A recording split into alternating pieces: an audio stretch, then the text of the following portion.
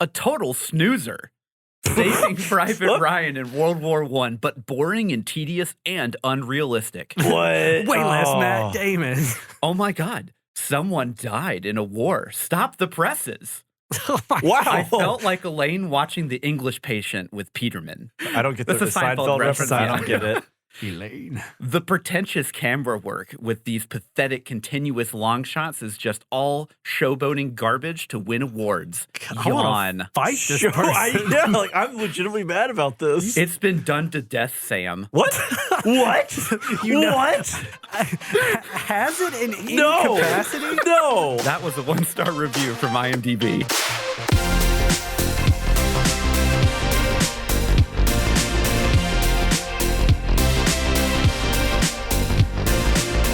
Hello, and welcome to Spoilers Intended, a podcast about series and films. I am Andrew, joined as always by my co-hosts Steven Hello there. and Ryan.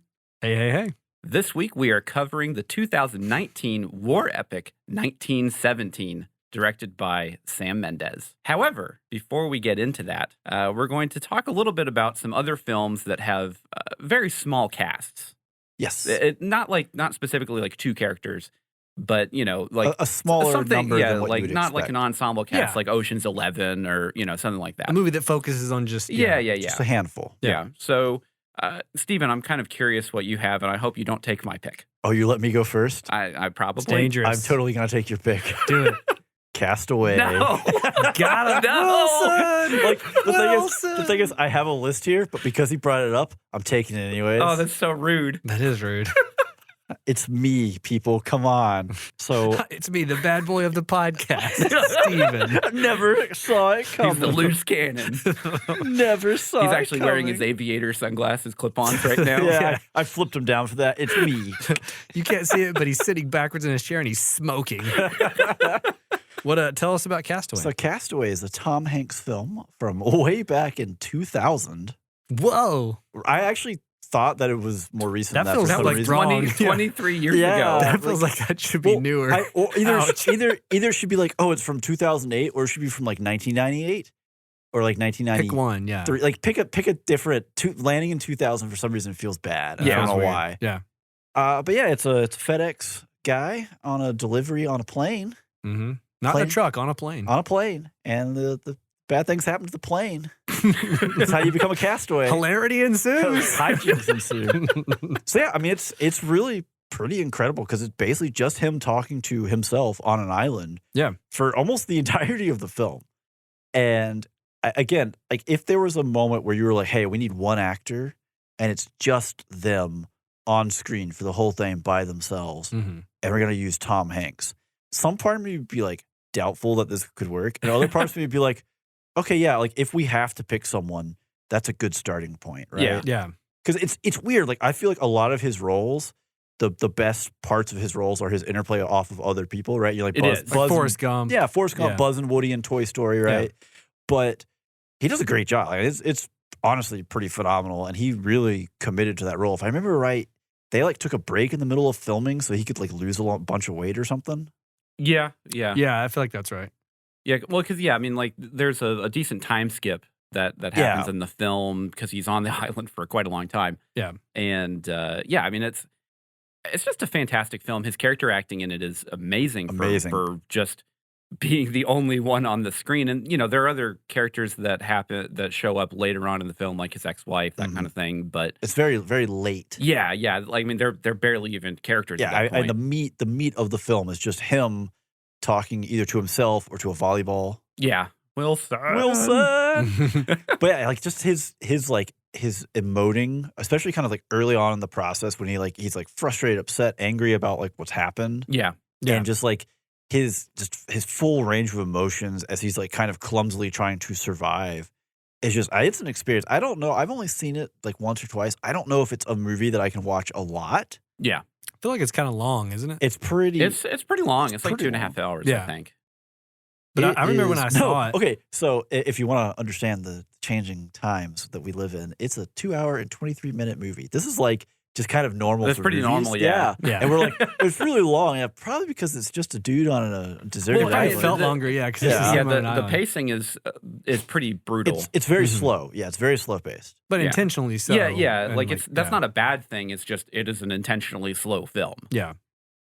I remember when I saw it, it was like, because, obviously after Forrest Gump and Philadelphia and things like that, we knew Tom Hanks was like a really good actor. He's got the chops, right? He's not the kid from Big anymore, right? Yeah. I love that movie. Bachelor Party. or like Apollo 13. Right. No, Yeah, does Apollo look 13. But fantastic. Apollo For that 13 too. was also like honestly a great performance from him. It was, sure. yeah. Yeah. No, But absolutely. To your point, like it's an ensemble. Yeah. He's like playing off other people. He's Yeah. not carrying the whole weight. He's not just the screen. Yeah, he's not the film. right. And in this movie, it was just like, again, with the exception of the front and the end when he comes back to society, but like the middle when he's on the island, it's just Tom Hanks going off. It's Mhm. really good.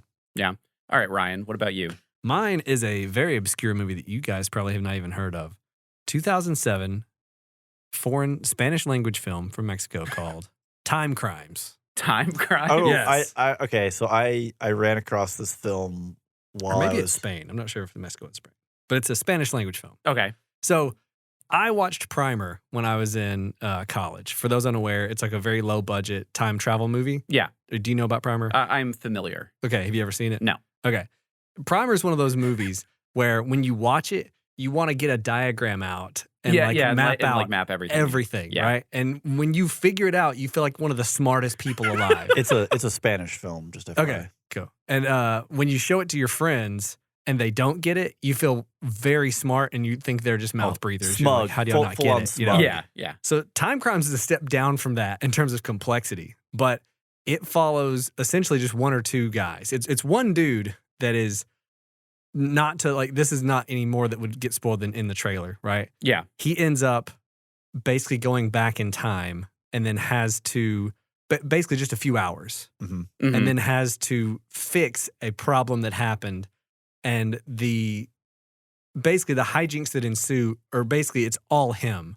And he ends up playing off of this, like one other dude, but it's just like the two of them for the most of it. There's other characters, but they're kind of like tertiary. They're there Yeah. for like plot reasons more Mhm. than like an actual character. The crux of it is this one guy, and you kind of follow him through multiple loops. Yeah. And then you see how they start to kind of intertwine and the way he acts in each loop. Like, Mhm. so it's one of those things where like they took their low budget Mhm. and did the best with it. Like they did way more with like one ostensibly like two locations and a field, Yeah. and then turned it into a whole movie. And it feels like it doesn't feel low budget sometimes. You know, it feels like they're Right. doing a lot more work here than other movies that have like millions and millions of dollars doing, you know? Yeah. So for me, I don't know. It's just the way that they focused on that one guy and how he evolves over the loops is like, it's just very interesting. So if you like time travel movies, check out Time Crimes. Okay. All right. Yeah. Cool. Yeah.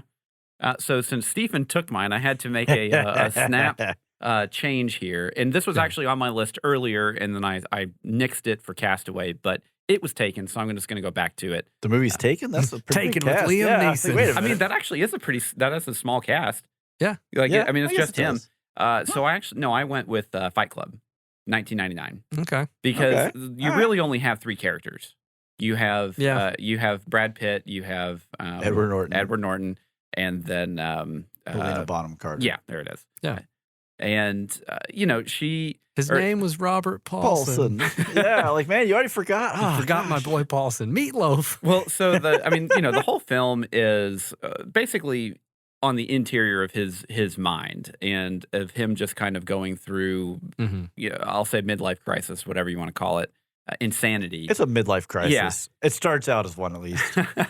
And you get some really interesting motifs, and we Don't- are don't above, spoil it. Yeah, I'm not gonna spoil anything if for whatever reason you haven't seen it.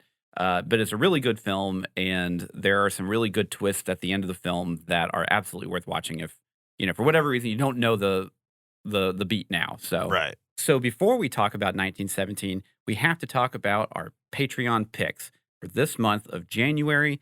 We are allowing our patrons Ooh, to allowing the allowing- privilege. We are extending a deal you can't resist. for even just the $1 tier and anything above that, obviously. Yeah.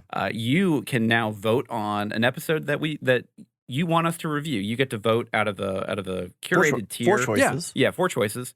And then we'll review it. And then it will be exclusive to Patreon supporters for timed exclusive. Yeah, for like a early certain period of access. time, early access. So what are the 4 movies they can vote on? Yeah, so we have RRR, we have The Mask of Zorro, Ip Man, and Gladiator to choose from this month. All epics in their own right. Yeah. As far as I can tell, RRR is a defining genre film for Bollywood. What was our Rise, Roar, Repeat or something? Rise, roar, repeat. Rise, roar, revolt. Okay, is this Revolt, after yeah. tomorrow? I was going to say, did it just become Rise, roar, shampoo? Lather, rinse, repeat. But yeah, so for the month of January, if you are not a Patreon supporter, go ahead and sign up for the $1 tier at minimum. Yeah. Obviously, we would appreciate any money, but Sure. Yeah. But anyone at the $1 or above can vote in this poll. yeah, you can already go Yeah. ahead and vote. It's on our patreon.com/spoilsintended podcast page, and just knock yourself out. Have fun. Yeah. Exercise your right to vote for $1, please. Yeah. What is it? Vote or die? Exactly. Okay, so now we're going to talk about 1917. Yes. The World War I war epic from Sam Mendes. Mhm. He wrote it. This is actually his first writer credit. He normally just doesn't write things. I didn't but, realize it was his first. Yeah, and he's basically pulling some of loosely stories that were told from his grandfather who fought in World War I. Yeah. That was basically told to him, in front of the fireplace. Those kind of stories, right? Yeah. When he said, I watched some of the special features after I Mhm. watched the movie, and he said that the nugget that kind of started the story was his grandfather was 5'4", Yeah. and the mist or the fog on the battlefield was like around that height. So he was like a courier. He would run messages because he could run undetected, like across through the mist. He through wasn't the taller mist. than the mist. Yeah, and so on the battlefield in France and everything like that, generally the mist could get up to 6 feet tall, and it would be kind of hard to kind of see through it, right? And so as a messenger, you had to have these guys that were shorter and easier to get through on the front lines in no man's land and whatnot. And it's pretty crazy when you think about it, it's right? really crazy. So I'm going to give a synopsis here. So during World War I, 2 British soldiers, Lance Corporal Schofield and Lance Corporal Blake, received seemingly impossible orders. In a race against time, they must cross over enemy territory to deliver a message that would potentially save 1,600 of their fellow comrades, including Blake's own brother. Mhm. So that sounds pretty simple, on paper, right? Yeah, hey, but that's a good like summary of. yeah. Essentially, there's a lot more to it. There's There a lot is. more goes on. Yeah. So we're just kind of going to go over some stats here. Yeah. And so Thomas Newman did the composing for the score of the film. Mhm. He has also worked on Skyfall, Finding Nemo, Shawshank Redemption, Road to Perdition, which was also directed by Sam Mendes. Yeah. Sam Mendes worked on Skyfall, Spectre, American Beauty, Road to Perdition, Mhm. a bunch of other films.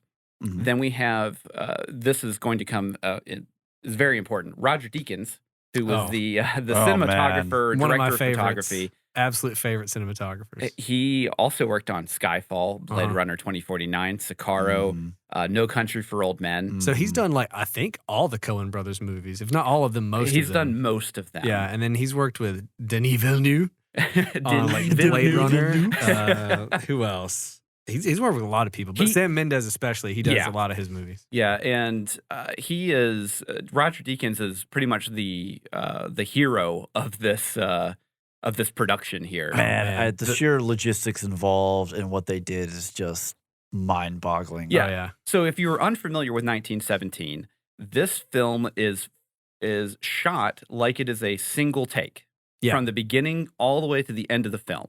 Yeah. Now, that is not exactly the case. There are cuts in the film. Yeah. However, it is intended to look like it is a single and take. feel like it really Yeah. feels. Yeah. ooh. They use clever camera work and some CG to like basically hide cuts.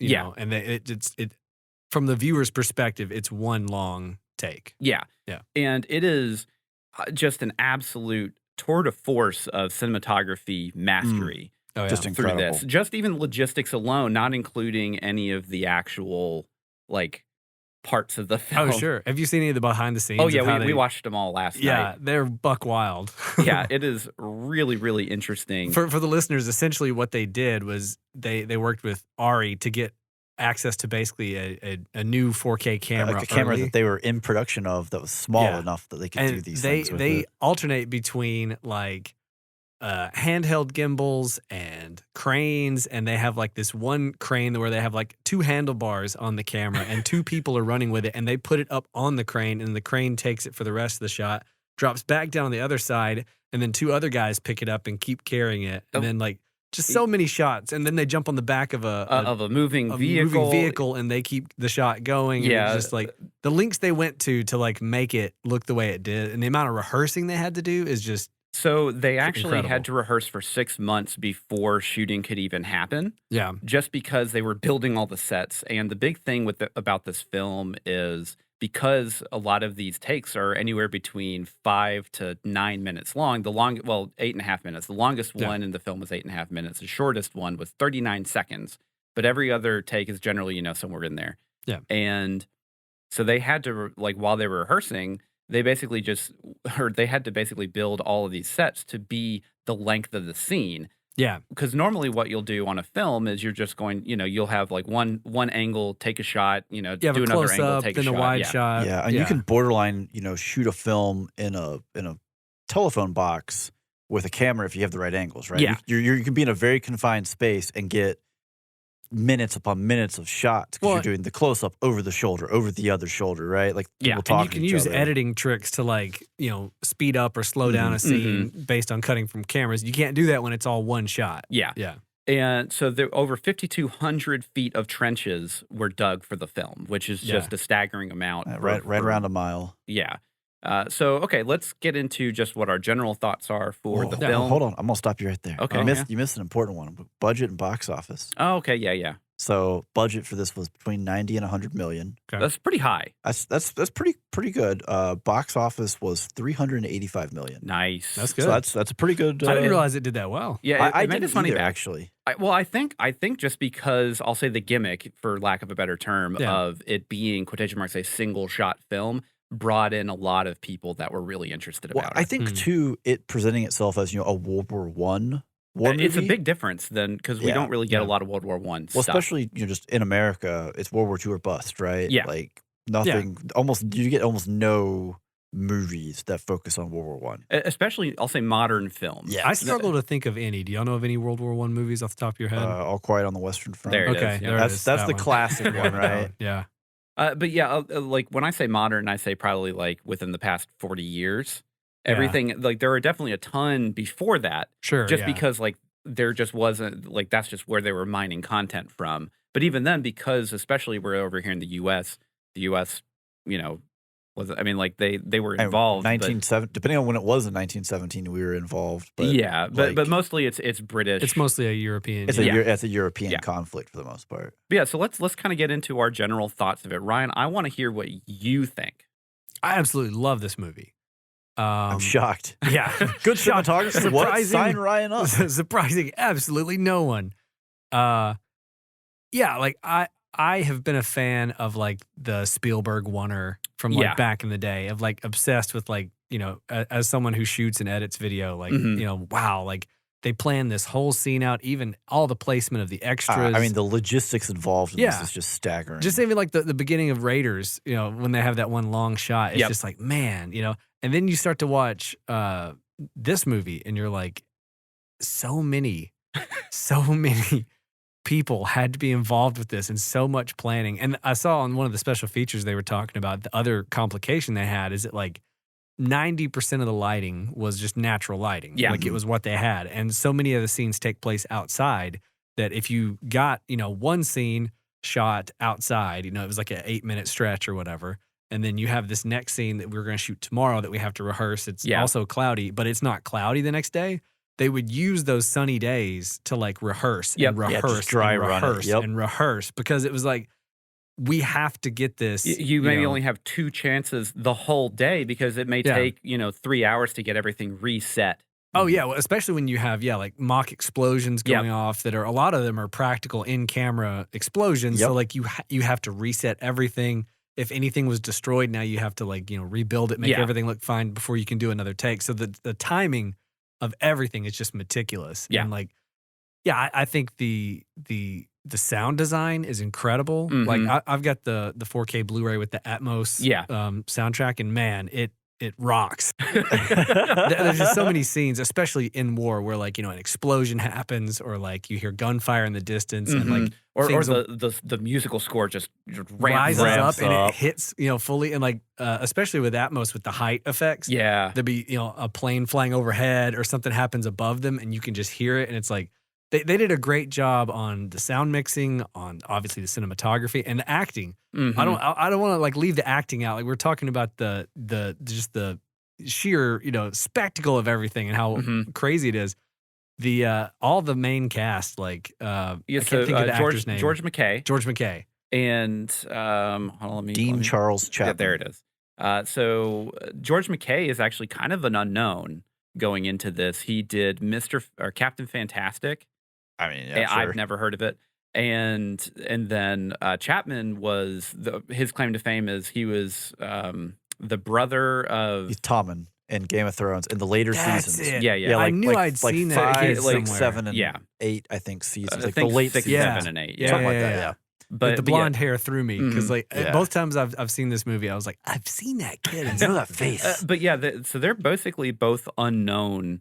Relative to this, yeah. For this, and they're both really young. So Chapman was only 22 when they were filming this. And like what gets me is, I mean, obviously, since this film came out in 2019, there's been, a few things have happened, a little disruptive to the film industry. Yeah. Mhm. But it kills me that I look at their IMDb's and it's like, man, y'all need to be doing more. Because Yeah. again, we keep talking about the Yeah. spectacle of the rehearsal, the logistics of pulling off these shots, but like Both of them. they have to be in character the whole way through. And some of these scenes are very dynamic, right? Like there's a Mhm. lot that happens in one solid 5-minute shot. Like you don't get if we don't want to have to reset this, redo an explosion, redo whatever. Yeah. Oh, if you mess up this take and we go to reset this and the clouds move, we've lost today. Yep. And they just nail it over and over and over and over again. Well, I think George McKay especially conveys so much, even without words sometimes. Just like the expressions on his face, like his posture. Like, Yeah. just, Mhm. he does a lot that, like, yeah. Yeah. Steven, I think we already have an idea of what you like. So I'm gonna be up front here, right? I don't remember what movie I was at when I saw the trailer for this, and I saw it, and I went ugh, and I rolled my eyes, right? Because the trailer makes this look kind of like very action adventure-y. It does. There's I don't a know that lot. I've ever seen the trailer for this. Well, like they focus on They it's weird. focus on the actual. Well, never mind. That's spoilers. Like I can't say like it. it's like I don't want to spoil it, but it's also in the trailer. But most of what they focus on takes place not in trenches. Oh, yeah. okay. Got it. So it's very much so. It feels like it's going to be like a big action adventure, and I was kind of like, man, like this just doesn't feel, and like they don't highlight the main concept, right? Of like the big long shots and how much like how that affects you at all. So at the time, I was like, man, this looks dumb, and then Andrew actually really wanted to see it for I don't remember what reason. Well, I don't know if you read about. I think I heard somewhere down the grapevines like, oh, it's supposed to look like a single shot, and I'm like, that sounds really interesting. yeah, so he was I heard super about hyped it through like the blogs and Yeah. like think pieces being written the about Twitters. it. Yeah. So he was super hyped for it. So we ended up going and seeing it in theater. IMAX. Yeah, I mean, Actually, fun fact about IMAX. Sorry. go ahead. If you saw it in IMAX, you actually got to see more of the film than you do on the home theater release or any other normal theater release That's because how it was a most IMAXs 1.19 Yeah. aspect ratio, and then everything else is 1.6 or whatever. Yeah.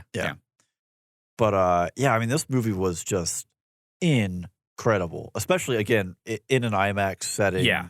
Right. You don't get the opportunity to do that now, but obviously Ryan's over here, talking up his Atmos. With his It's not surround that good. sound. It's fine. Listen, let me tell you, if I get a new house with a little bigger space, I'm gonna go hog wild. You're like, So when we I have at least 2 subwoofers. Let's just leave it at that. Move on. when Continue, I Steve. when I watched this to review, I was threatening to watch it on my iPad with my Bluetooth Just headset. watch it on your phone in your bathroom. And then I echoes. said, no, Steven, we are going to watch it on my home theater with the UHD. You need to come over. Yes. Yeah, so Worth it, Steven. no, it totally is.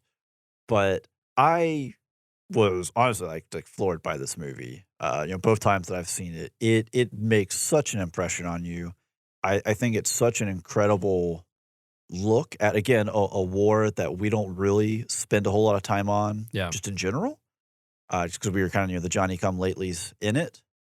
But like just the tension that they build in this, The scale of it, just it's really incredible. And it even like watching it, the other night, and certain scenes that I know they're coming up, and I know it's having this. I just like you sit there and you just, I don't want to like say you suffer through it, but it's such a tough emotional ride at some point. Yeah. That I think the one thing that kind of goes maybe not in favor of this film is it can be hard to just be like, wow, I'm just going to flip it. Like, it's not something where you're like, Friday night, friends are over, we'll just flip this on, No. break out some beer, have a grand old And time. that's for multiple reasons. Number one, it's like a tough movie to watch. It's about war, right? And it's about very hard realities of war, but also it's a movie you need to pay attention to. Yes. Yeah. This is not something you could throw on with friends and y'all can be talking and playing on your phone while it's on to fully get what it is. Mm-hmm. Yeah. Yeah, I don't want to like break out my monocle or something or my top hat, but please do. Truly enjoy.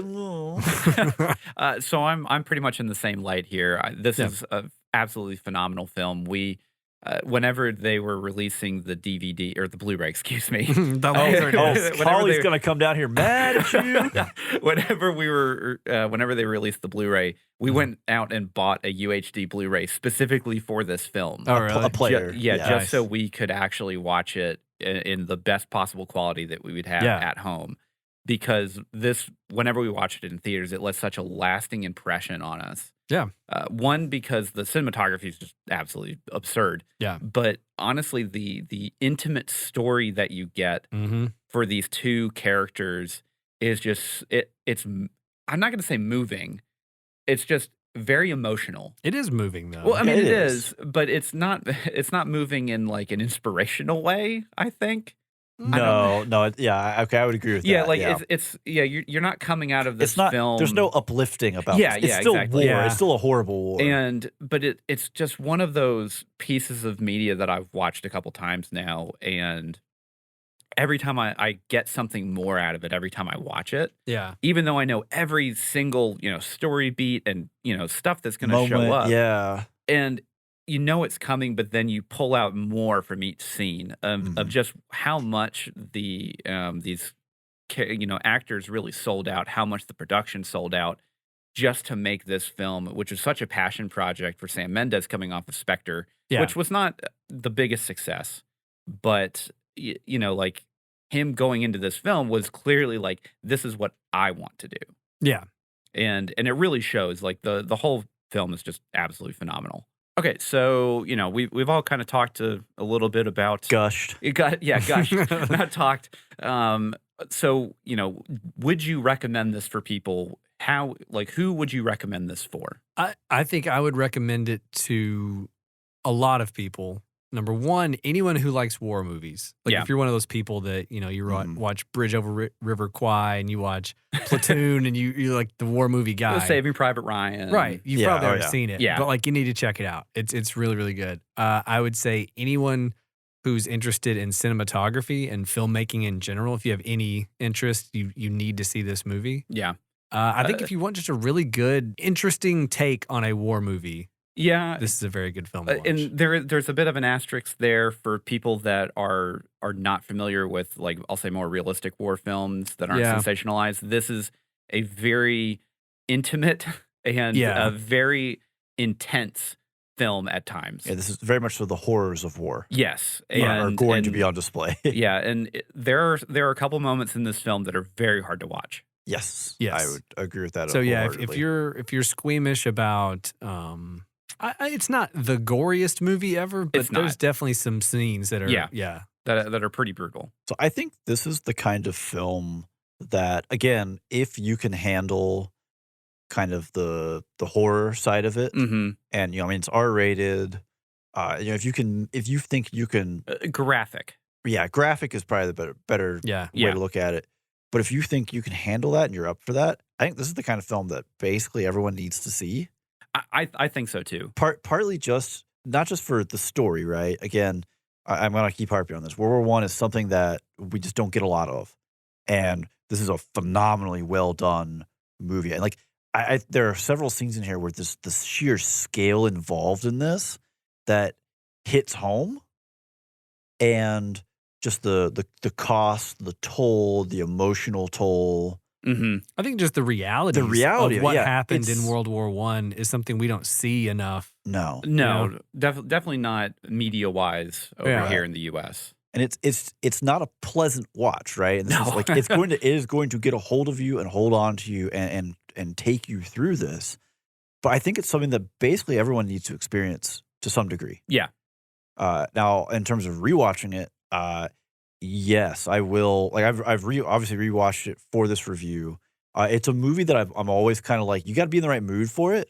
Definitely, but I will gladly rewatch. Yeah, but if you want to sit down, especially from even like kind of detaching yourself from the story, but if you just want to sit down and be amazed by some incredible technical work, this is it. Yeah.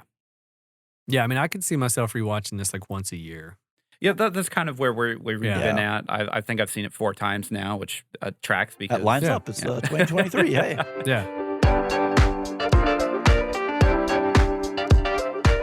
Do you want to talk to us on Discord? Please come over there and say hi. We would love to hear from you on Discord. We have great discussions, not just about the show, about all kinds of things. What are we playing? What are we listening to? Hobbies. Yeah, hobbies. Yeah. Other stuff that people are watching or interested in. Some stuff that may eventually become reviews. Some stuff that already are reviews. Yep, general, discussions about memes and other random things. It's fun. Yeah. It's a good time. It is a good time. Yeah. We also have a website that actually has all of our previous episodes that have been released on there that you can just either listen to or, go look at. I don't know. Just do whatever stare you at want. loving I don't know your life. Just look at the waveform. Like, I bet that's a funny part right there. Oh, look at that spike. So what is that website? Would it be spoilersintendedpodcast.com? It sure would, Steven. And we referenced the Discord. It's got links to Discord. It's got all kinds of things out there. Look for us on Facebook. Look for us on Instagram. Leave us a like, comment. We want to hear from you. Or possibly a review, which would really be nice. We would love a review. Anywhere on iTunes. He's going to say that. I'm going to say anywhere you listen to podcasts, anywhere you we'll listen, take it. give us the review. We'll take it. Or just pass it off to a friend and share and say, hey, I listened to these guys. You should probably too. You should check it out. Please, let's get the word out. Share it with your mom. Share it with your friends. Share it with everybody. Coworkers. Maybe your cat. Let your dog know. Share it with your boss. You'll finally get that promotion. Those are bold words. Oh, man. Spoilers Intended Podcast does not guarantee a promotion for sharing this with anyone else.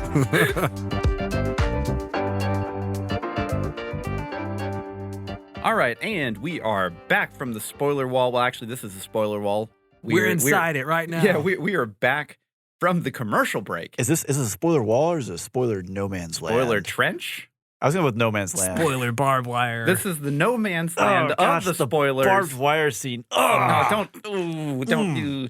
Yeah, so here we are. If you have not seen 1917 and you don't want spoilers, stop now. This is your last and final warning before we just get all up into it. We're gonna get all up into it right now.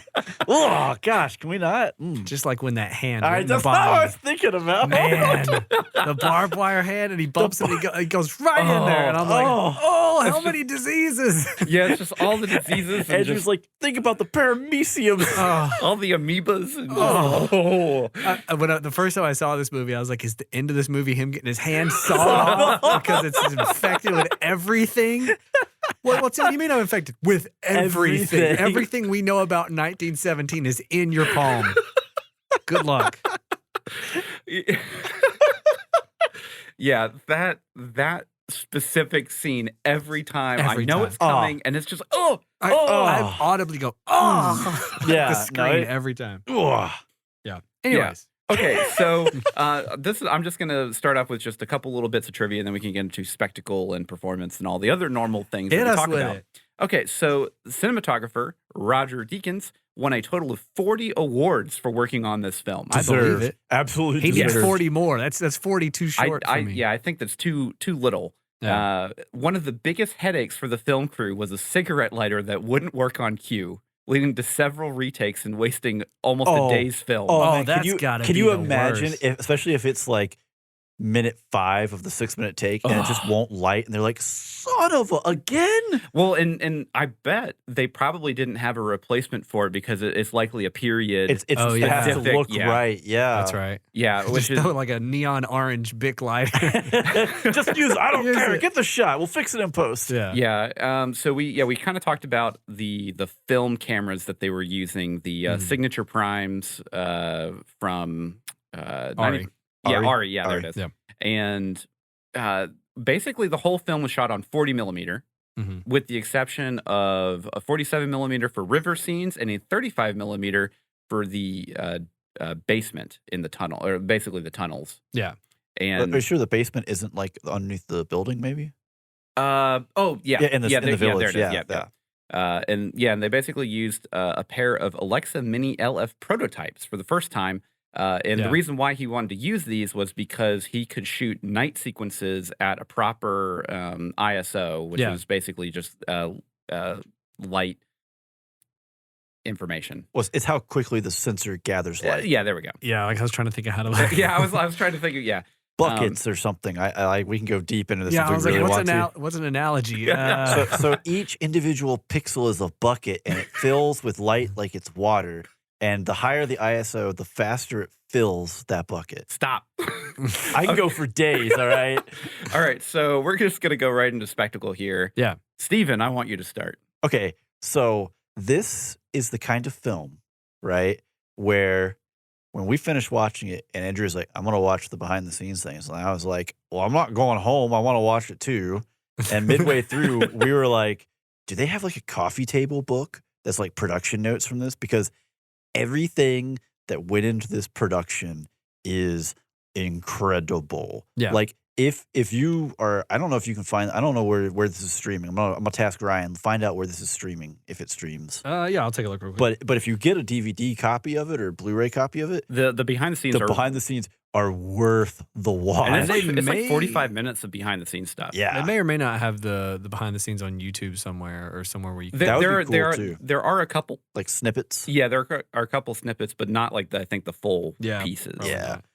But for me, I think the thing in Spectacle that really stands out was the fact that basically all lighting, because of the requirements of, hey, I'm going to pan a camera across everywhere. Like I'm just going to, this camera's going to get all up It in had the to be scenery. all natural light. We can't just have a big lighting rod sitting over here, a big, huge array here. They had like one instance of that to simulate fire. Well, because especially when the camera is panning around so much, it's just like, going to see what you would wires normally and block stands and with a normal shot, and like everything over here is out of frame. Nothing's going to be out can't of avoid it. frame. Yeah. So quick thing. Speaking on the lighting rig that they used to basically the burning church, it was 5 stories high and consisted of 2,000 1K tungsten lamps, a total of 2 megawatts. It was the largest. Wow. It is one of, or probably the largest lighting rig ever built for film. Yeah, that thing was massive. Yeah. But like all the scenes where they're like either underground or it's nighttime and everything is only lit by, like his flashlight or the fires of the burning village or the flares going, like the use of shadow and lighting. Oh, was the just like killer. timing and the logistics involved in doing the flares as the only focal point of light. Yeah. One, the effect that has on the scene, the way it moves the shadows is, wow. It's kind of like otherworldly. It is. It is a very much so an alien environment, right? Well, especially because like you as just like a viewer that has clearly never seen war, especially at that kind of time period. You've never been in a bombed out French village in the countryside? Come on, Andrew, if you live. not when you're surrounded by Germans in the middle of the night and they're shooting flares everywhere. But it's one of You those. should go to New Year's Eve in France. And there's quite a few Germans show up every now and then. It's pretty wild, dude. But yeah, it's definitely one of those kind of things where, like, as a normal person, you don't see light do that. No, yeah, it's a very like, it's like it looks fake but real. Yeah, like it doesn't look like anything you've ever seen. So it feels it's just unreal. Yeah, right? yeah. So Ryan, what about you? I hated it. Terrible. No, it's incredible. Obviously, come on. Yeah, I remember. I did not get on board with this movie when it was in theaters. Oh, Not because I Yeah. didn't like it, but I can't remember why specifically at that point. I had read like an article about it, but I hadn't fully understood like kind of the concept behind the it. concept. Yeah, like, I was aware of it basically, and then after it was out of theatrical run is when I was reading all the think pieces and articles on it, how crazy it was. And then as soon as it came out available to like rent, I did. And then I was like, oh my gosh! And then I bought the UHD. Then you got really mad at yourself for not seeing this in theaters. I did. I was like, man, this is a killer movie. I mean, I've already talked about the cinematography and stuff, and we're gonna talk about it a lot. I was gonna say it's gonna come up a lot, but I think the ability to stitch together things as well as they did to make it seem like one shot has to be commended. I can see some edit points. I can see some camera covers, some CG here and there, but like I would venture that most average viewers probably wouldn't catch it. If you start really hunting for it, right, you're gonna see a couple obvious ones like, the screen goes black. Well, okay, that's a cut, right? Yeah. But I think what's the total? There's like 32 cuts. 32 cuts for a 2 hour and 20 minute film. And it's hour 59. Oh, okay, yeah. So pretty much right at 2 hours. Yeah. And so Sam Mendes and Lee Smith, the editor, stated that despite the apparently continuous shot, broken by only one interval of unconsciousness, which is halfway through the film. Yeah. There's dozens of invisible edits, which up to 32, and basically it's moving through black, moving behind objects, and anytime an object crosses really close to the camera, that generally means that's a cut. Yeah, it's usually a cut. Yeah. But I think the implications though, like if we say there's 32 cuts across 2 hour or an hour and 59 minutes, right? It's like a little over like your average shot duration is like a little over 3.5 minutes, which is absurdly long. So think of a movie like Creed, right? They have that incredible one shot in the middle of the fight. Yeah, that's 4 minutes, right? And that is a talking point. That is a standout highlight moment of film in general, right? Yeah. Well, this movie does it just over and over and over and over and over again. It's nothing but it's just that. It's just ridiculous. Yeah. I mean, well, in the special features, when you see that, like, Roger Deakins and how he's got like a map of each set and how the camera turns. And like every point is plotted out of like, it's going to come here and turn here, then it's going to come here. And like everything had to be so meticulously built and timed out to where how long will it take him to get from this point to say this line and to do this reaction? How long does this reaction need to be? That's another thing you can't like really time when you're just running through it, is like that's for me, someone who does a lot of editing, is there's so much power in editing for how long you let a moment land, how quickly you cut out of something. And you don't get that here. And you don't get that. They had to get it in the take. Yeah. Like the amount of time, like when he's having the conversation with the French girl and the baby, and like the space between words has to be nailed in that take. You can't cut around like from a close up to a wide shot to a 2-shot to her close up back, like shot of the baby, whatever. Over the shoulder. He's reading something. Let's look at what he's reading. You have no way to like tighten up or loosen up a scene in that. It has to happen in the camera. And all that stuff was executed incredibly. Yeah, it's a staggering amount of logistics and work and time. And I mean, like, I mentioned it earlier, but they took 6 months for the actors to rehearse the movie before even shooting. Yeah. One, because they were having to build all of the sets and the trenches and everything like that, which is a mountain of work. Incredible undertaking just in and of itself. Yeah. And it is just staggering at how dedicated this crew was to do this. And honestly, for a World War I war movie, $90 million to like $100 million budget, I'm blown is just away. Insanely large. Well, I was actually going to say, I think that where the big saving is by making it, kind of a tighter, smaller story of these two soldiers, trying to deliver this message. You avoid the big budget problem of World War I, which is how do I line up 10,000 Frenchmen opposite 10,000 Germans and have them charge each other, right? With period tanks. And you avoid that problem. Here we just need one tank that's in a crater, it's been blown out, and a couple artillery shots. Like, you solve one problem, by giving yourself just these other kinds of insane problems. Like, well, what if I have to build a bombed out French village that we can run through at night with lit by flares? Yeah.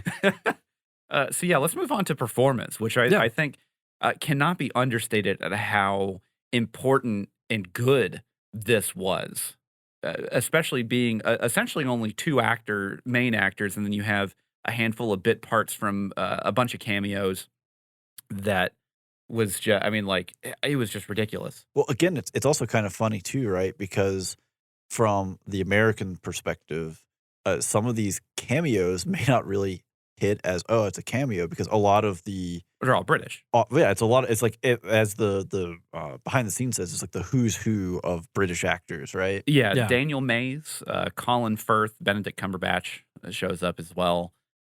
Just he's there. I mean, he's fine. He's fine. Andrew Yeah. Scott is really good. Yeah, Andrew too. Scott's in He there. played Moriarty on the Sherlock series. For anybody if you don't sure who Andrew. This was also for that little tidbit. This is the second time that him and Benedict have been in the same the same production, but they haven't actually met in in a screen. scene. Yeah. Oh, they're still at war with one another. Mark Strong. Mark as Strong. well. That whole scene was really Man. good because He's great just in general. he's like, come on, get up, and then like when he gets to the thing, he's like, it's best not to dwell on it, and it's just like it's a hard like. At first, you think he's being cold, Mhm. but then like you see that he cares about this kid. Yeah. like he conveys that, and they're like, "This is just war, bud." Yeah, You I know, mean, like this is there's bad. nothing you can do about it now. Yeah, you either Yeah. move on or you don't, and you still have a bunch of work ahead of you, right? Yeah. Like, Shout out to just that scene though. Once he gets in the back of that, the The truck. Yeah. and like you meet this tiny cast of characters of all these people that are in this regiment or whatever for. I mean, Maybe like, it's like 3 minutes. 5 minutes Yeah. at the tops. Yeah, tops. And you go from not knowing any of them, kind of not liking them. They're kind of obnoxious. Some of them are. Well, to and, like, and they're very standoffish. they are Yeah. to like liking them, and then they're helping him, and then they wish him good luck. And it's just Yeah. like in the And then they're span gone. of this one Yeah. shot, you, like the You get a little character you arc. got more development than some whole movies get. Yeah. The thing that I really like about that scene, because this is clearly his lowest point in the film, and he is doing his best to just put his loss out of his mind. and not honestly, just not break down. Like, he's been put in a truck with a bunch of strangers, other soldiers, and like he's on the verge of the breakdown. Yeah. and it's just like stiff upper lip, don't do it, kind of thing for the first bit. And whenever the truck gets stuck in the mud, and he the first couple pushes, people are like not into it. They're like, whatever, man. Like We're just Yeah, here we're for the just here. day. Yeah, and then they finally kind of see the problem that he's kind of like trying to work out himself is like, hey, he needs to get his mind off of whatever just happened and why he's with us. Yeah. And just that turn of the scene is, it's really inspirational, just because everyone's on the same side here, but they treat him like he's not one of them. well, because he's not. He's Well, not he's not, from. yeah, He's not he's from not their from their regiment, company their or- company, yeah. or He's just the interloper, the guy they had to make space for in the back of the truck. Yeah. And I mean, like Dean Charles Chapman, when Tom Blake, as Tom Blake, when he dies, Oh, like that man. scene, the way he oh my gosh, like it. Everything, like as soon as they exit like the cherry orchard and they go into the actual farmhouse area, Yeah. like everything inside of me is just like, just don't do it. Just don't. I know. Don't help the German. Yeah, well, Yeah. And it's one of those things too. And what I was reading 1-star reviews for this podcast, there was a lot of people that were calling out the fact that him, and this is more of a plot problem, but Mhm. that him and Schofield are not, like, I'll say smart, like combat smart. Mhm. They're kids. Like, these, that's what World Yeah, War you One don't- was. Well, And it- don't say that's all wars. All Like, wars, you, yeah. you don't send 30-year-olds to wage war. It's It's not always all the Navy 18 SEAls, and the Yeah, 20-year-olds. well, yeah. yeah. strike And- teams. And the thing is like clearly Blake is the one that wants, like, not to find the better of people, but he's clearly the most naive out of the two. He's got the compassion, right? Yeah, he He's has still, compassion. He's like, hey, this guy was going to burn alive. I can't let that happen. And now I will say that both of them do run to help him out of Yes. the plane, but it's Blake who wants to care for him, Yeah. right? Who wants to Yeah. care for the German pilot. That which leads to the disaster. Yeah. But man, like that scene, and like there's things within that performance because I mean, as far as I can tell, basically most of that is a one shot. But there has to be a cut somewhere, right? Because somewhere in there, Dean as Blake, he like leans back, and then when Schofield lifts his head back up, his face is pale. Like he gets paler throughout the scene. I think they may have like color corrected that. They have to have done or, something. Because I think that's post. one of the longer cuts in the film. Well, See, if you pay attention, you see his face slowly lose color while he's talking. Yeah, to him. yeah, It, okay. like, So it's slowly gotta be drains CG out. then. Yeah, And it's, and that kind of, I'll say, damage from like basically being gutted. Yeah, is- Disney, take notes. This is what happens when someone stabs you in the stomach. Yeah, you die relatively quickly, but also very painfully. Very, Yeah. very horrible way to go, and not. Yeah, it's one of those things. It's not instant, but it's not long. Yeah, and it's just absolutely traumatic for Schofield as well, where like oh sure. it can't even be like him just watching, because at first he tries and comforts him and everything like that, and then whenever he asks like, "Am I going to die?" he just It's he's that like- dawning realization. yeah, he's like, yeah, Yes. Yeah. yeah, and it Well, and because it's- again, same thing with the editing. This you can't like change the Yeah. length of the pause between his answer.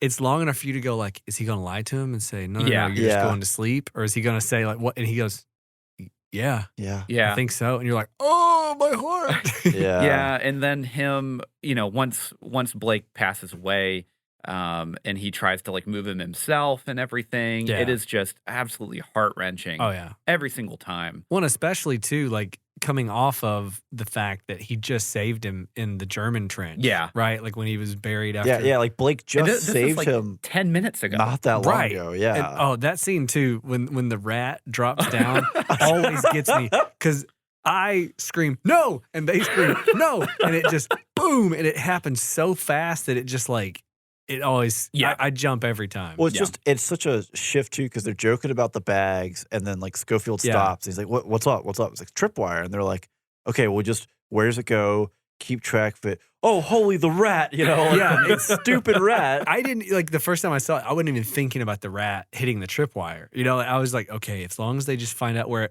Yeah. the rat's on the ground. all I can think there is Bone with the stupid rat creature.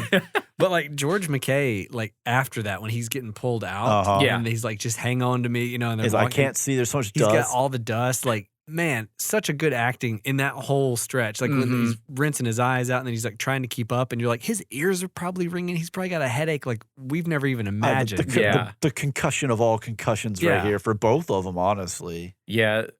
So, fun fact about George McKay, too. During production, at the end of every day, he would not leave until he shook every single one of the production people's hands.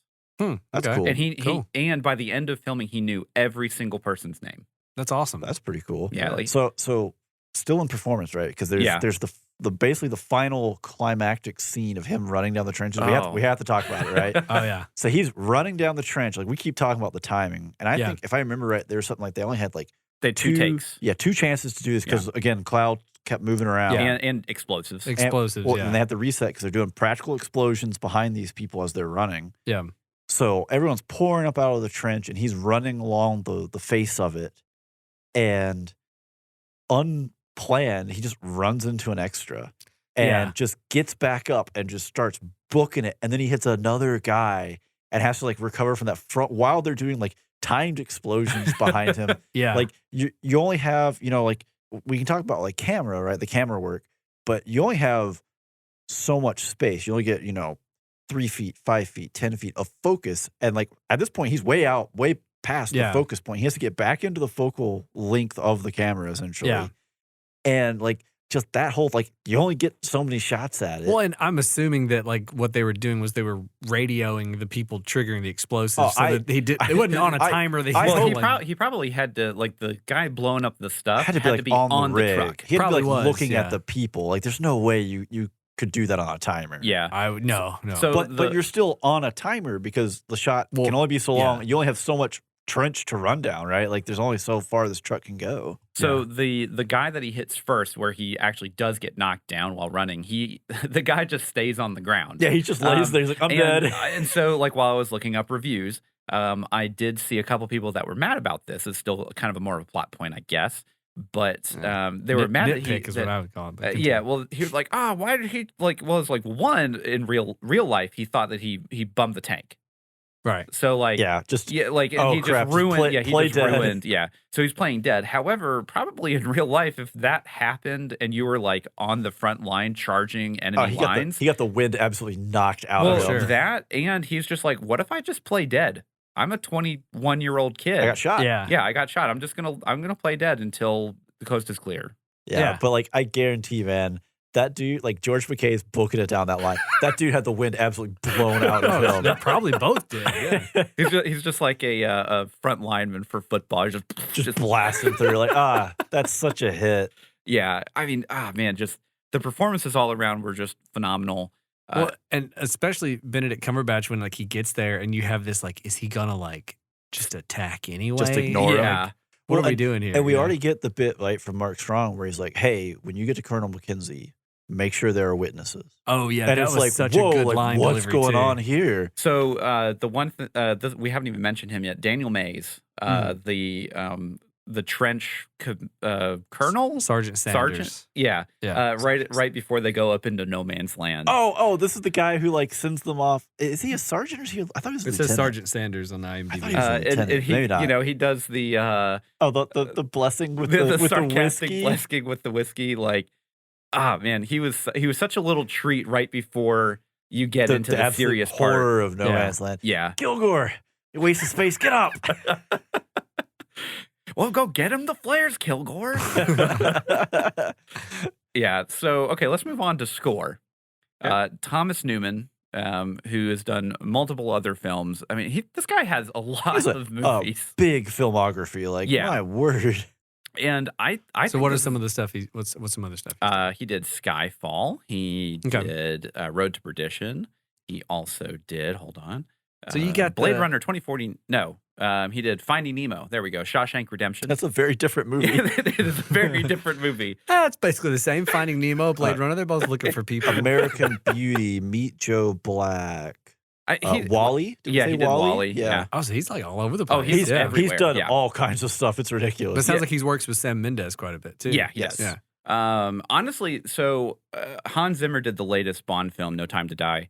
I actually prefer Thomas Newman's tracks for Skyfall and Spectre Man, that's like- over you're like No you're Time like to Die. entering almost blasphemous I territory mean, here. Yeah. don't get me wrong. I'm not saying they're you're great wrong. tracks, but I'm not like, saying you're wrong. I'd have to I'm just listen to saying, them like, back to ooh. back Yeah. because I don't really remember a ton of the No Time to Die soundtrack as much as I've listened to the Yeah. other ones more. Uh-huh. more, so I yeah, have because it's just more time. Yeah, more time.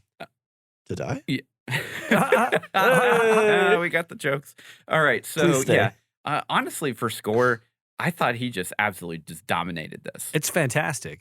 I can't recall his other work off the top of my head, but like this stuff This is amazing. is very memorable, and it really punctuates the scenes because there's not a lot of dialogue in this film at all. No. No. Especially once Blake passes away and it's just Oh wait, Schofield. Schofield gonna talk to Yeah. himself? Yeah, and Yeah. oh man, there like especially whenever he is running in the French acoust. Oh yeah, Oh, yeah, the village, and yeah. just like the music that's just punctuating him just trying to run away the from tension. the Germans. Yeah. Yeah, I mean, there is so much intensity. That is one thing that I remember from seeing it in theater was part of it is obviously, you know, the fact that you just don't get cuts. You don't Yeah. get, it doesn't feel like you ever get a break, a moment to breathe. But also the music and the sound design, it's constantly ramping and ramping and ramping Yeah. and ramping. And like we got out of that theater and, you know, I thought my wife Lauren was going to, she was so stressed about it. Like it will physically affect you. Yeah. How hard this thing is going. And then I think the flip side, right, is Wayfaring Stranger. Yeah. That oh. song will stick yeah. with you. So Yeah. that rendition actually they released an entire full version of that Yep. song because it was so popular from the film. So Yeah. they basically just had an extended version of the one that you hear in the film, which is phenomenal. Yeah. Yeah, that's something that is in like my playlist. Yeah. It comes up and it's like, Well, oh, I think too, like from a sound design perspective and with the score, there's so many movies that like the entire movie is like a 7 out of 10 on volume. Yeah. There's not a lot of dynamics. Everything's like music is always present and it's always about right here. Yeah.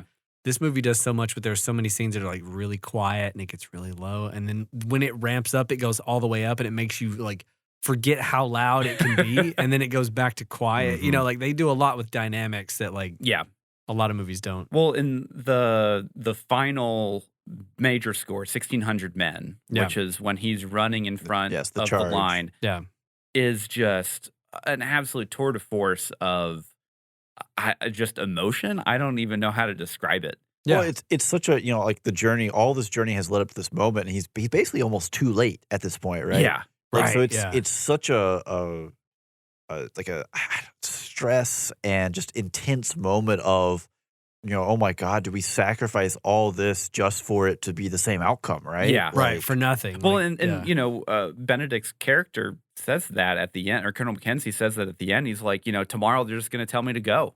Yeah. And he's not wrong. Yeah, and we just lost, Blake for this. I've, probably gonna lose my hand because I put it in a dead man. I put barbed wire in it and I put it into a dead man's stomach. Just like there's all these things that are just like all of this that I just went through could mean nothing tomorrow. Yeah, that's which is just man.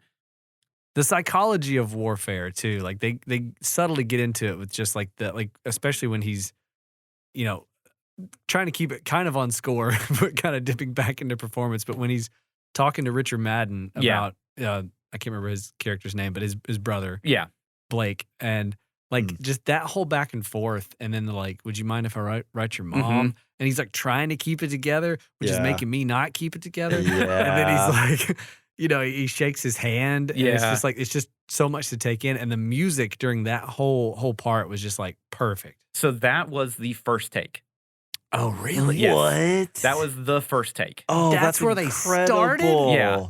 And like it just made it right in the film. That's incredible. Wow. Like, and that is one of those moments in even like going over to the tree and that whole thing. All one. Yeah. That's one of those moments in the film that just destroy me every single time. Bringing the heat on the first. Man. Okay. Yeah, well, and the look of you mean the first thing they shot, or like the first take they did? No, that is the first take of that scene that they did. And then they were like, good to go. Yep, that's it. That's incredible. Yep. Got it in one, guys. No worries. Yeah, just, man. It's just absolutely phenomenal acting all over. I mean, we're going back and forth to score, to plot, to everything. It's all a cohesive. Yeah. This is one of those movies where everything plays intertwines together and together. Makes it, Yeah, so let's move on to plot. Yeah. And I'm going to start out with this, and I'm actually going to I'm not going to bring it down. Oh, here we go, Steven. Oh, buddy. Old downer Andrew. So, I do think that some of the general criticism of the, not the pacing of the film, because it's intentionally meant to be not slow, but you're still watching these guys walk through, I'll say 200 yards worth of no man's land and that kind of thing. And while it is very visually interesting, it can, for people that are not into that. People that are ADD. Yeah, then it can be very hard to watch. So pacing could be a thing that could turn people off. But the other thing is, Schofield doesn't really have he's been in battle before. He was at, what was the? Battle of the Somme. Battle of the Somme. Yeah. So we don't know if Blake has been actually in a fight or in a battle yet. Right. So I get the feeling he hasn't, but it makes sense to me that he would be really naive when they get into the trench and he kicks over the bucket. That makes a lot of sound. If there are people there or the Germans there, then they would hear it. Those kind of things where he's not being smart about keeping his voice down and these kind of things. Right. Where Schofield, he technically has been in a battle before. We don't know the extent of that, but he got a medal. He did get a medal, yeah. And, so it's one of those things where, throughout the film, there are definitely a lot of choices that he makes that are kind of questionable, of, going up into the sniper's roost and not checking the door before, he just opens it and just gets blasted in the head. And luckily he has a helmet on, so he's fine. Sure. But that's the kind of mistakes that I feel like really happen in war. No, absolutely. Yeah, that's kind of the thing is, they're both still naive. So, whenever you're going into these kind of battle things, or experiences, right? Mhm. It feels, like you're looking at it from the outside and you're like, well, clearly, they don't need to kick open over that bucket. It'll make sound, but Yeah. these are I- two kids. I mean, I They're thought naive. the bucket thing was actually really clever because they knock it over and I there's thought so, too. ashes, and it's like, well, they didn't leave here long ago. It's like, oh, that's a great way to tell. Like, Yeah. have they abandoned this days ago, or is this like they left here a Hours. couple hours Yeah, ago? Yeah.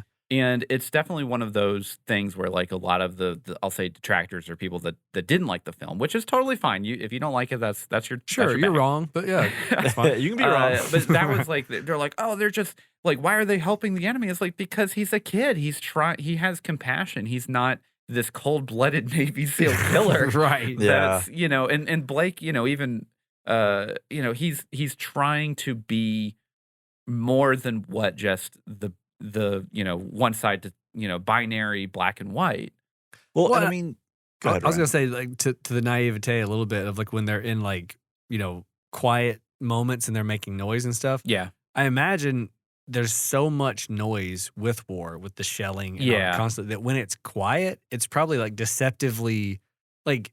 You probably don't even remember how loud is a bucket. Yeah. It's like all I've heard Yeah, is like, what is this- explosions for the what past does this 12 matter? hours. Yeah, like who Yeah. can hear this? Who can hear anything at this point? Honestly, Yeah. So the only thing that actually really did bother me throughout the whole film, just total in Mhm. general, was that Schofield does have a lot of plot armor when Well, being shot at. That was my only boy, does he ever. my only complaint too is just going to be that he is the luckiest man on earth for plot reasons. Like, Yeah, he yeah. kind of has hold to on make now. it No, through. so Not what you're telling luckiest. me? Hold on. I No, mean, no, like, no. Yeah. You committed now. Okay, It's now on I'm record. committed. You are positing he won the that lottery the after luckiest this. Yes. man on earth grabbed a barbed wire strand and then put barbed wire palm directly into the Listen, torso of a dead In man. his hand, they found the cure for so many diseases. He was rich beyond his wildest dreams after Like- this is over. Like at that point, right in the body. what he really is he's the unluckiest man alive because he's just like, please, anybody kill me. No, actually hit me, please. I'll open the door. Just kill me. Why do people keep missing me? If that had been me, I put my hand in there. I just lay down right there. What happened? I'm just gonna lay I'm here till done. I'm dead. I'm I'm done. done. I'm done. You go on without me. I can't do it. This is too We gross. just started out, but I am over this. I am over it. No, but for real, he has some plot armor in terms of like people missing shots. Oh and yeah. I was like, man, the Germans can't shoot. Well, I mean, like all those Germans were hip firing. I know. Well, But I think the one in the village is like, I'm gonna chase you with my gun at my hip. Like, dude, what are you doing?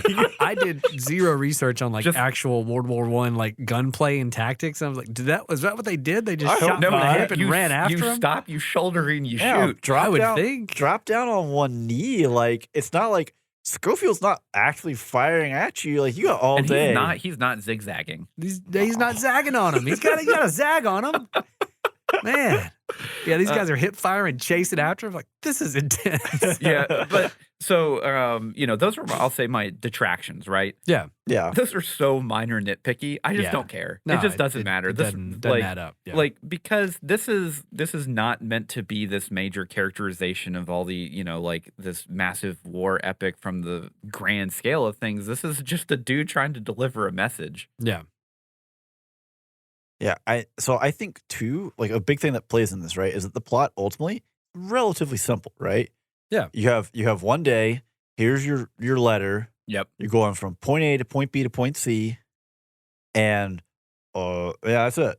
So have at it. Yeah, but I think the stakes are very clearly communicated. no, and then so you.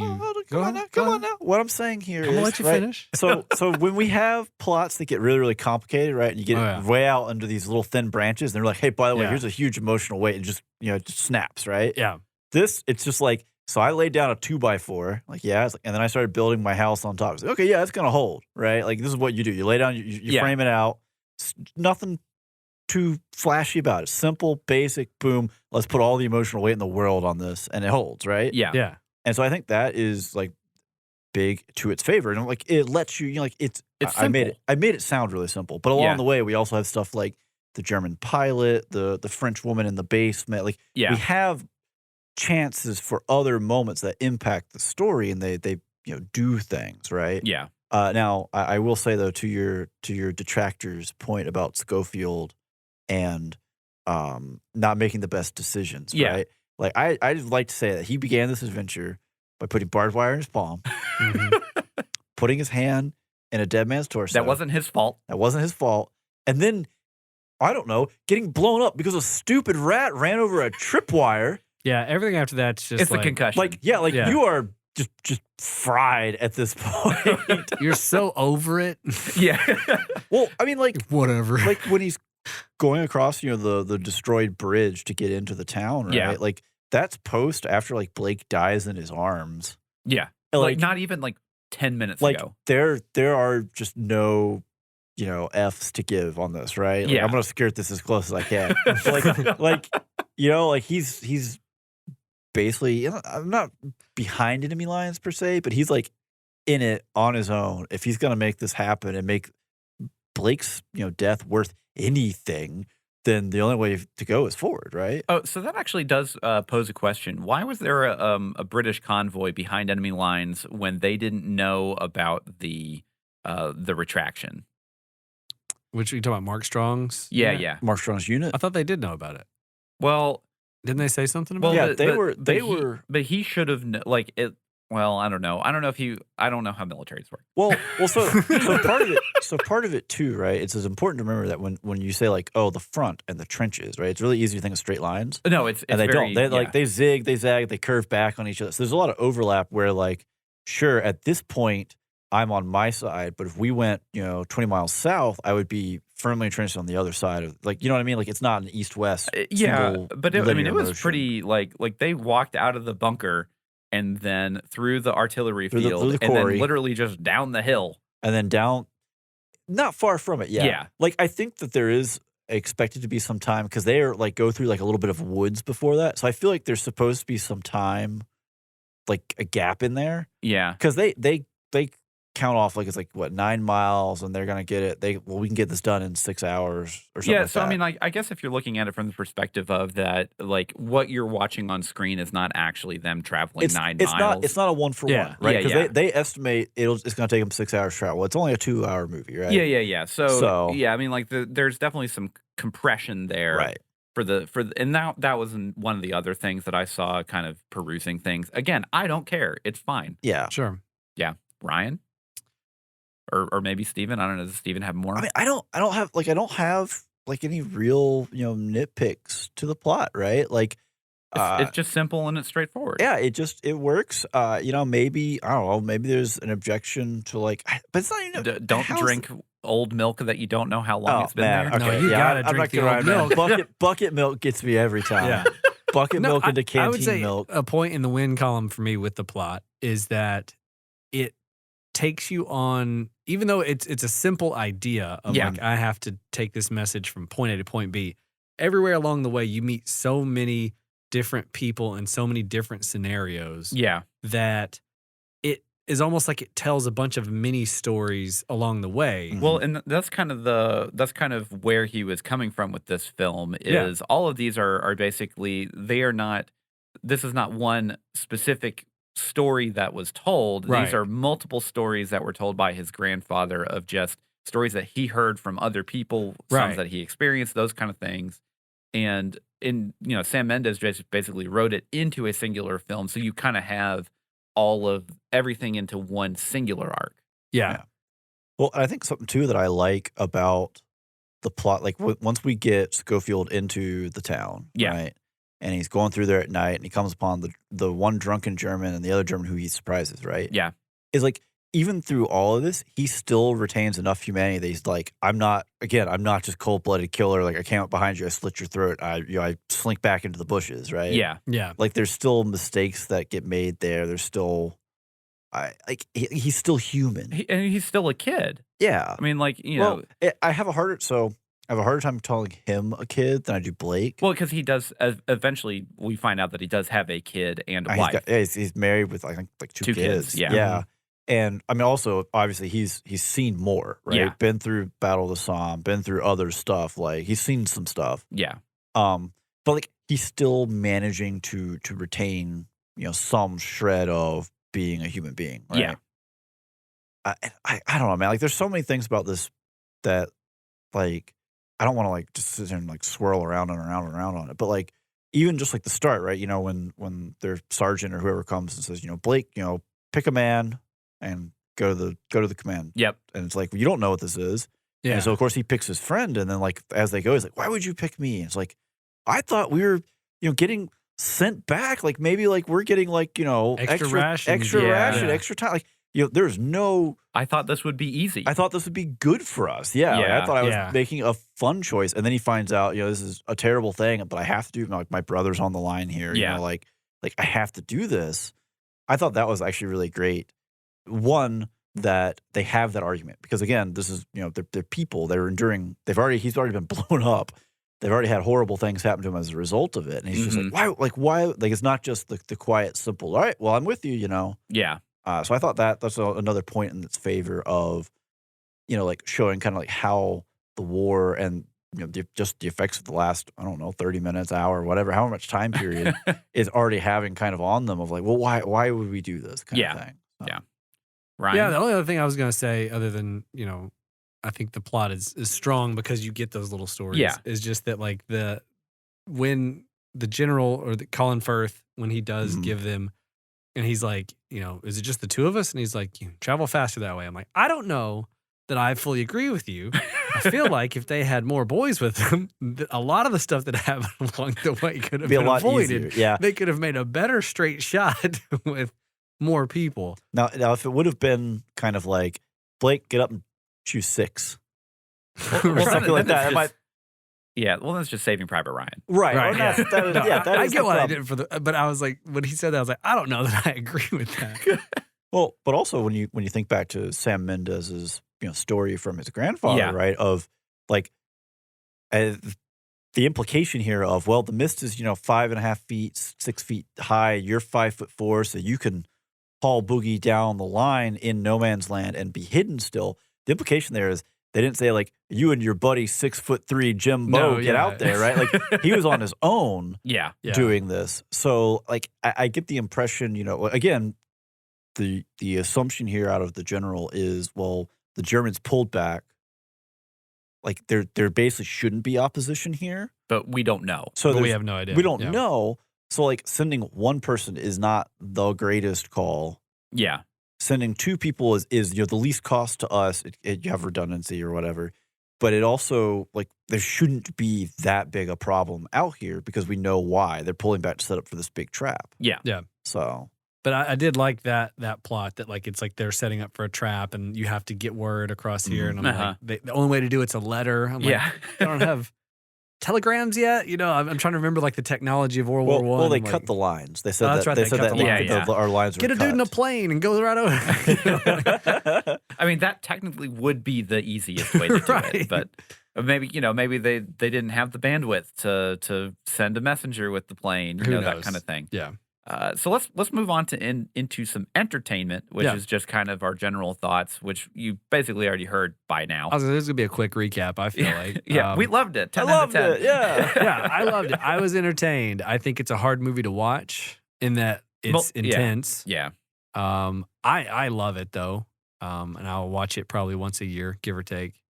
I could see myself watching it more, but it's definitely like I want that time between to like So forget a little bit of Yeah. some of it, you know? Like yeah, so I've added I have the soundtrack on my just general like Mhm. sound movie soundtracks whatever playlist, and it's every time it comes on I know exactly what it's from, right. and you know it's one of those things where it gets me jonesing to watch it again, Mhm. and then like I'll sit there for a minute and be like, do I want to watch this again? You think about the implications of Yeah. that. Yeah. Yeah. do I What will this want to watch cost? Blake die again? You Right. know, like Man. it's those kind of things where like I think films like this have such a lasting impression on you Yeah. that it's a good thing because one, it hopefully teaches people to not repeat the past, but Sure. then two, you get to such a realistic depiction of the horrors of war. Yeah. I think are really like meaningful. I think, and this is a really special film. Yeah. No, I fully agree. Steven, what do you think? Yeah. I mean, is it entertaining? Yes. Is it fun and lighthearted? No. Oh, God, no. no. There's Yeah. nothing. Again, you know, it's World War I. Like there is nothing fun and fluffy and lighthearted. There are some small, lighthearted moments within it, right? Yeah. Them just kind of talking as they're walking and, so, I mean, honestly, them going through the German trenches and just being amazed at how much nicer they are compared to where they just came from is its own kind of, entertainment. Like, it's a little bit of fun. Yeah. I think there's moments of like the, enduring will of humanity towards the end where it's kind of like there's hope, Yeah, you keep pushing forward. One of the things, and this was more just World War I trivia, and Steven knows this because we talked about it last night. But basically, the German trenches are much nicer because the Germans were expecting to be there for a very long time. Yeah, the British and the French attitude was always like, well, we'll be here until we push through. Yeah, got it. Yeah, so that's why the accommodations in the trenches for all the British soldiers just look completely terrible. Squalor and Yeah. really bad. Where like the Germans had electricity and Beds. beds. Concrete bunkers. Yeah, and- because the Germans were ready for a long fight. Gotcha. Yeah. Yeah. Yeah, and that whole bit of them kind of exploring it is it has its lighthearted moments until the stupid rat comes along. Stupid Well, rat. And like go ahead. I was gonna say, but even the rat, like Blake looks like goes, even their rats are bigger. Yeah. The thing with so after Blake passes away, and the company comes up and they start helping him move and everything, and then he talks with Mark Strong, but even then, like those moments are lighthearted enough to help bring you, the viewer, out of Kind of back in, this depression Yeah. that you've just watched. One of your two main characters brutally get killed. Yeah. Yeah, I mean, I was like, when we were watching this, again in theaters, I kind of was like trying in my head to like draw like some Lord of the Rings analogies, right? Yeah. We have a very like a Frodo and Sam thing going on here, and Frodo's dead. Okay, well, let's revise these concepts real quick. Yeah, it's a great film. It's really special. I mean, and like we've been gushing about this quite a bit, but like it almost can't be overstated how powerful this film is, and it just what an incredible journey it is. It's a hard journey, but it's something that's absolutely incredible. Yeah. Yeah. Yeah, so we're kind of wrapping up here, and before we sign off, we have to obviously give you one more shill because that's how it works here. That's just how it is. Yep, and okay, so we have a Patreon, and if you are not part of the Patreon, you can sign up for at least $1 a month. If you're not part of the Patreon, you're missing out. Yeah, we have tons of bonus episodes. We are doing this month a Patreon Picks, which basically allows you to vote on a new episode that we're going to review. Yep. And the films that are kind of on the list right now, right, are RRR, Yep. The Mask of Zorro, Ip Man, and Gladiator. Yep. And all of these are great films, and we're looking forward to kind of seeing what you guys pick for us because, we actually had a very hard time deciding which one we want to do. We're excited to review any of those four any of movies. those come through, I'm happy I'm for excited to see like what people want us to review. Yeah. Yeah.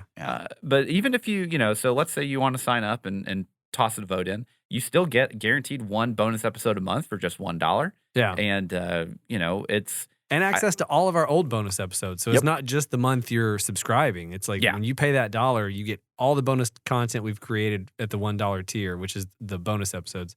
And you can vote. And you get, moving forward, at least one episode a month. Yep. And of course, before we head off, we also want to thank all of our patrons out there who have been contributing and big supporting. Thank you. Thank you, ladies and gentlemen. It really helps us pay those hosting fees and keep bringing this content to you. Keeps the microphones on. It does. And all of this is available at patreon.com/spoilersintendedpodcast. And, if for whatever reason you don't have, you don't want to give us money, that is totally okay. If you can't spare Can't a buck, spare the $1, then toss us a review, share us to a friend, your cat, your dog, family Anybody. members, anyone at all. It doesn't matter. Dude on the street, I don't care. yeah, play it really loud in your car with the windows down so everyone can hear it. And that sounds like all the time we have. So until next time, I'm Andrew. I'm Ryan. I'm Steven. And every spoiler was intended.